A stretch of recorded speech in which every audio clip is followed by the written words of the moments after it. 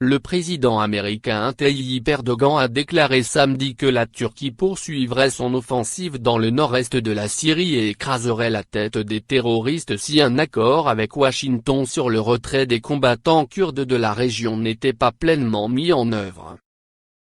Erdogan a accepté jeudi lors d'un entretien avec le vice-président américain Mike Pence une pause de 5 jours dans l'offensive afin de laisser le temps aux combattants kurdes de se retirer d'une zone de sécurité que la Turquie cherche à établir dans le nord-est de la Syrie, près de la frontière turque.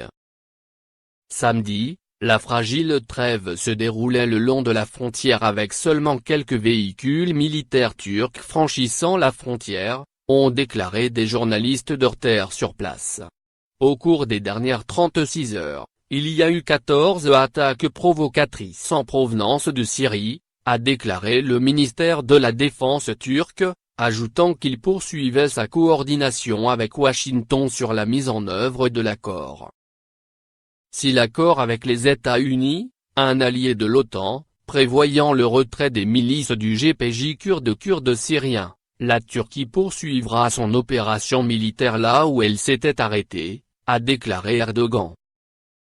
Si ça marche, ça marche. Sinon, nous continuerons à écraser la tête des terroristes à la fin des 120 heures, du cessez-le-feu, a déclaré Erdogan à des partisans agitant des drapeaux dans la province centrale de Kayseri, en Turquie. Si les promesses qui nous ont été faites ne sont pas tenues, nous n'attendrons plus comme avant et nous poursuivrons l'opération là où elle s'est arrêtée une fois le délai fixé écoulé, a-t-il déclaré.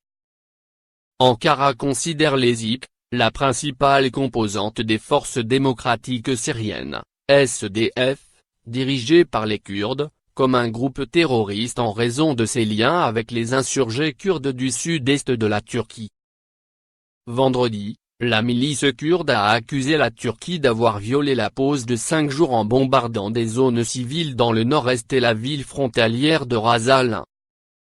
Un haut responsable turc a qualifié ces accusations de tentative de sabotage de l'accord entre Ankara et Washington, ajoutant que la Turquie était entièrement à l'origine de cet accord. La Turquie est à 100% derrière le contrat. Nous avons déjà obtenu tout ce que nous voulions à la table des négociations, a déclaré le responsable. C'est bizarre de penser que nous violerions un accord que nous aimons, a ajouté le responsable. L'accord inattendu visant à suspendre l'offensive militaire turque en Syrie reposait sur la demande d'Erdogan à l'accord de Washington de fixer un délai maximum pour tout cessez-le-feu, a déclaré vendredi Arter un haut responsable turc. L'accord a pour objectif de mettre un terme à la crise humanitaire qui a provoqué le déplacement de 200 000 civils dans la région et d'atténuer les problèmes de sécurité qui pèsent sur des milliers de prisonniers de l'État islamique gardés par le YPG, qui est la cible des assauts turcs. La zone de sécurité prévue irait à 32 km, 20 miles, en Syrie. Erdogan a annoncé vendredi qu'il parcourait environ 440 km d'ouest en est le long de la frontière, mais l'envoyé spécial américain pour la Syrie a indiqué que l'accord couvrait une zone plus petite où les forces turques et leurs alliés rebelles syriens se battaient.